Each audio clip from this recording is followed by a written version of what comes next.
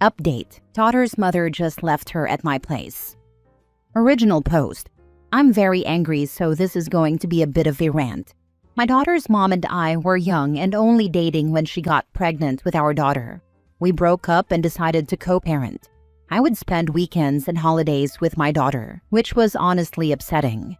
I wish I got to spend more time with her growing up.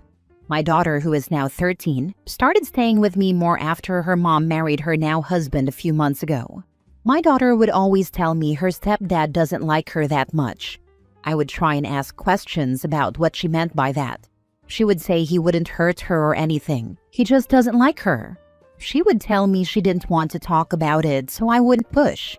Well, I was away on a business trip and didn't get home until 1 a.m. to find my daughter sitting on the porch with about 4 packed bags. I was so confused and angry seeing my 13-year-old daughter sitting out there in the middle of the night. Turns out, my ex found out she was pregnant and her husband insisted they don't need my daughter around anymore because they have their own family. That he never wanted a kid in his home who wasn't related to him anyway, so it's a perfect time to start fresh with their own family.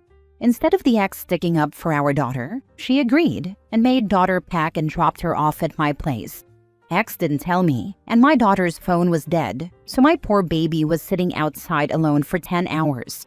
I am so mad my ex would do this, and I feel so bad for my daughter. She's absolutely heartbroken. Now for the top advice before reading the update. Call the police for child abandonment. What your ex did was vile, but should also be illegal. Now consult an attorney and get full legal custody of your child and try to get her into some therapy, please. So sorry your ex is a poor excuse of a mother. Your daughter deserves so much better. I called the police last night. Luckily, I know a good family law attorney and definitely plan on getting her into therapy soon. My poor girl wasn't doing well at all last night when I found her, and I feel so bad I wasn't home to prevent some of the damage done. I couldn't imagine how she was feeling while alone waiting for me. The fact your daughter has you on her side means everything. It will take a while for her to get past this hurt, and it may always sting her heart for the rest of her life. But having her father to support her and love her through it all is going to be life-changing for her. You're a great dad. Call CPS 2. Also go tomorrow to the courthouse and file for emergency full custody of your daughter. That will make it so your ex can't block getting your daughter into therapy immediately. Being abandoned for 10 hours puts her at serious risk for PTSD. I can't believe a mother would do this. Shame on her. Your daughter will probably never forgive her. I'm glad she has you. Thank you. I can't believe she would do this to her daughter either. It would be very unlikely if she forgave her mom. I can tell it was such a traumatizing experience for her. My baby was shaking from anxiety so bad when I got home, and it was clear she had been or was crying. Wouldn't be surprised if she had a panic or anxiety attack. My mother abandoned me at 15. 30 years later, and I've still never spoken to her despite her many attempts at reconciliation. Some things you just can't come back from. It was difficult then, and I did go through a lot of therapy, but what saved me were the people who showed up for me.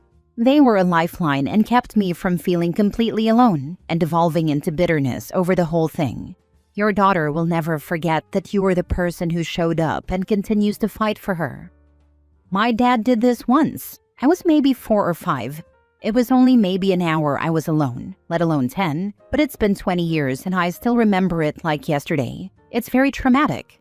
Had abandonment issues from this and other similar incidents. Dog, that's child abandonment. You should definitely sue your ex and her new dickhead husband. Do not let that nonsense slide, my brother. I don't plan on letting it slide. Now for the update. Hey everyone, a kinda small but also big update from my post yesterday. My ex and her husband got arrested. Each got a charge of child abandonment and child neglect.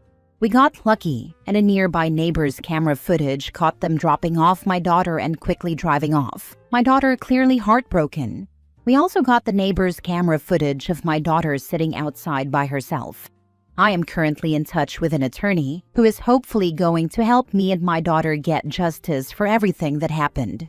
For people wondering how my daughter is doing, mentally and emotionally not well, which is to be expected.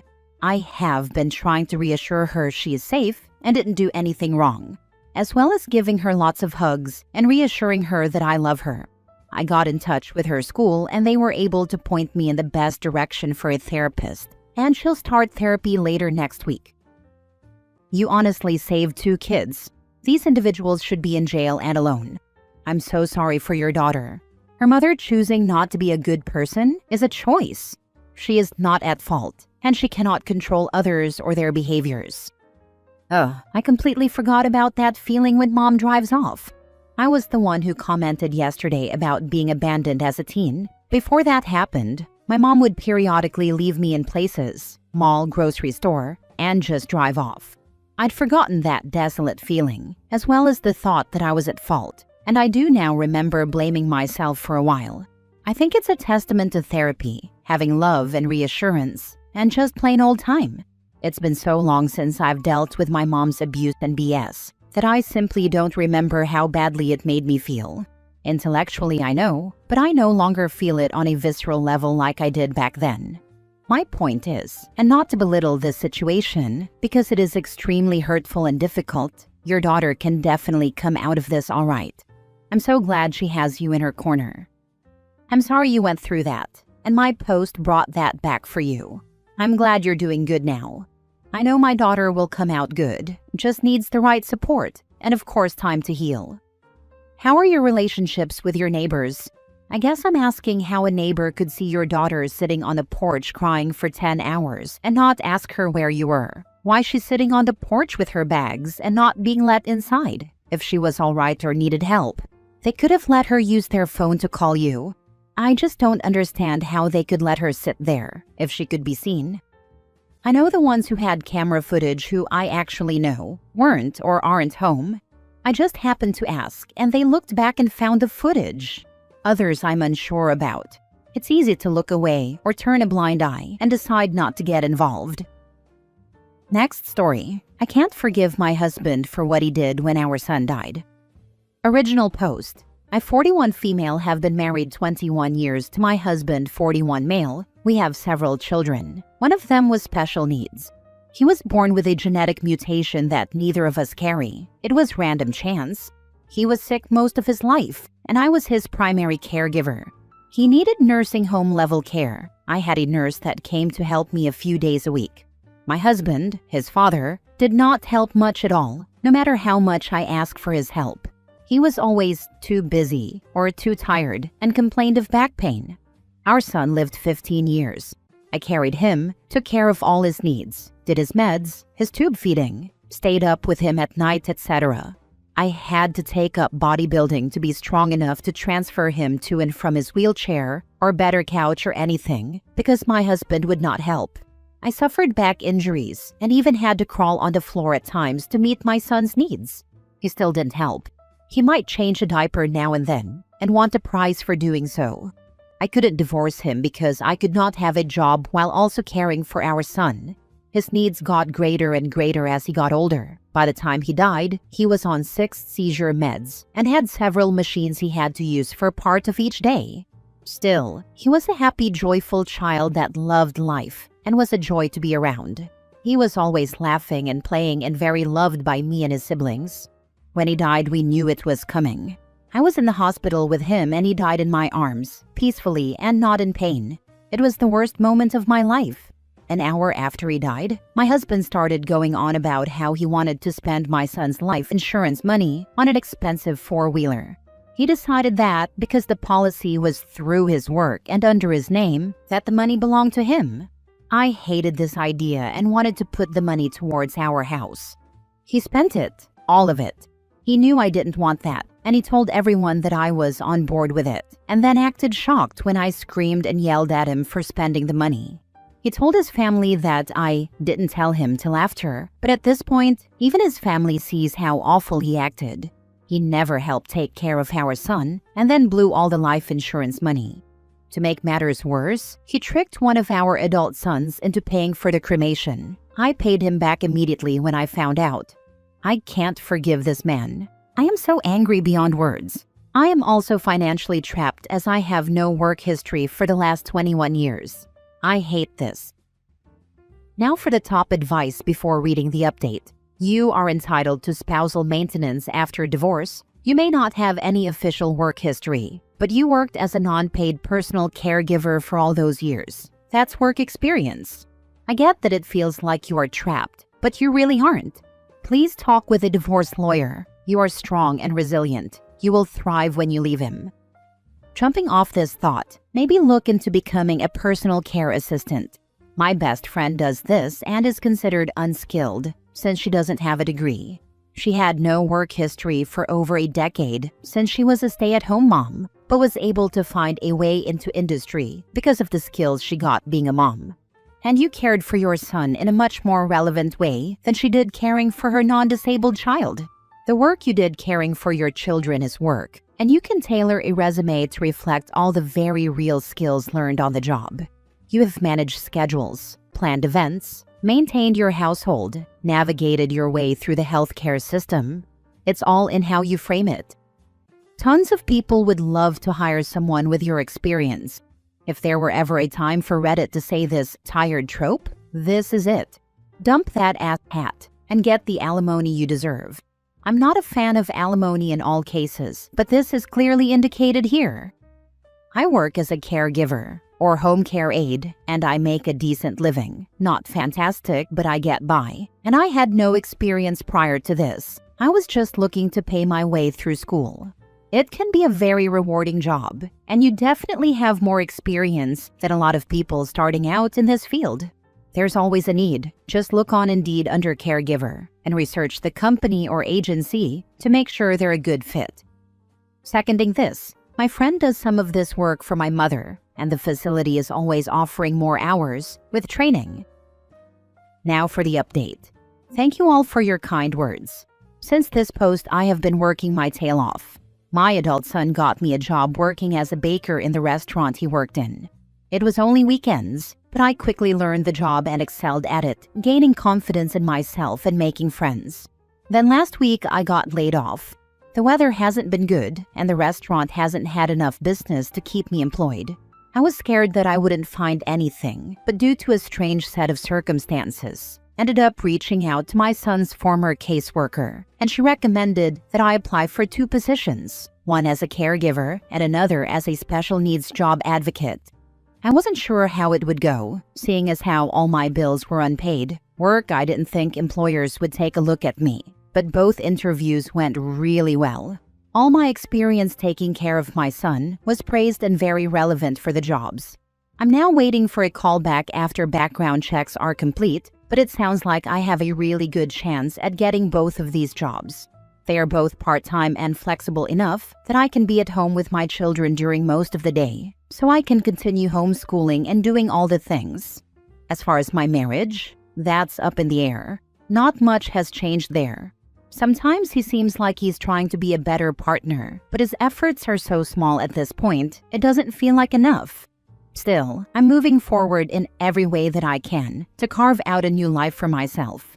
Thank you so much for everyone that told me to write out a resume detailing my skills as a mother, homemaker, home cook, and caregiver.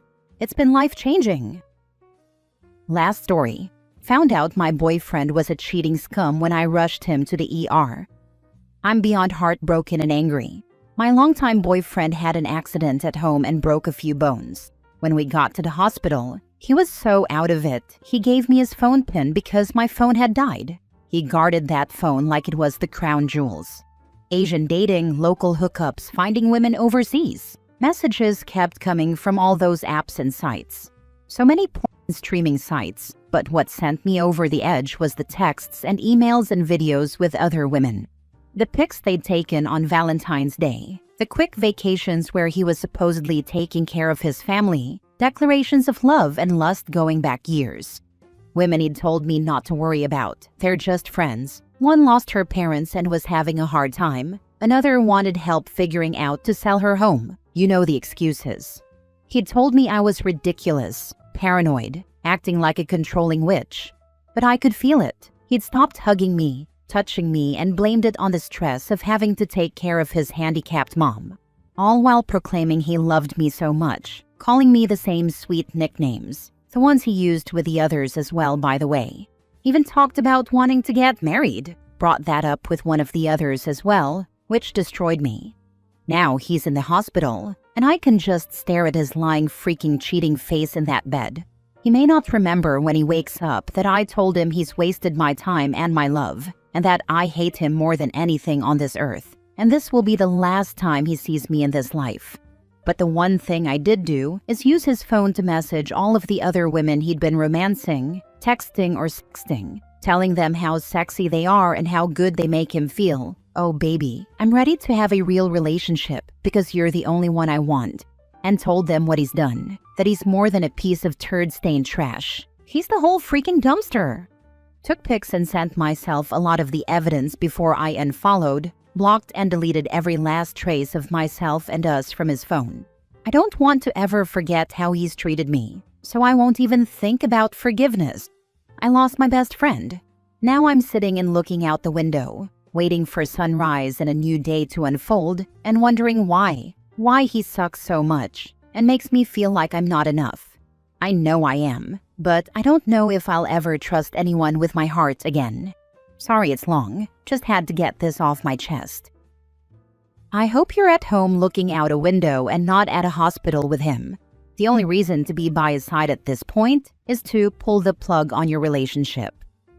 No, I would want to stay all night and then show him the screenshots as soon as he wakes up so he can suffer alone after that the whole day. It would hurt more to leave him alone with no closure. He'll know exactly why she's gone forever, and he'll be chaotic knowing he can't manipulate her with words. You only lost the idea of him. Clearly he was never truly the man you loved. Grieve, heal, and let true love find you. Yes. I read through 11 years of my ex-husband's emails. It was brilliant. I didn't feel bad about divorcing him then. I almost stayed even, if he'd been honest. But he tried to blame it on me, and I slammed that door forever. I told myself I'm not looking, but if love should really find me, I don't want to be bitter, and I don't want to punish him. About 3 months later, I was more in love than I've ever been. I get to live with someone who wants to live with me.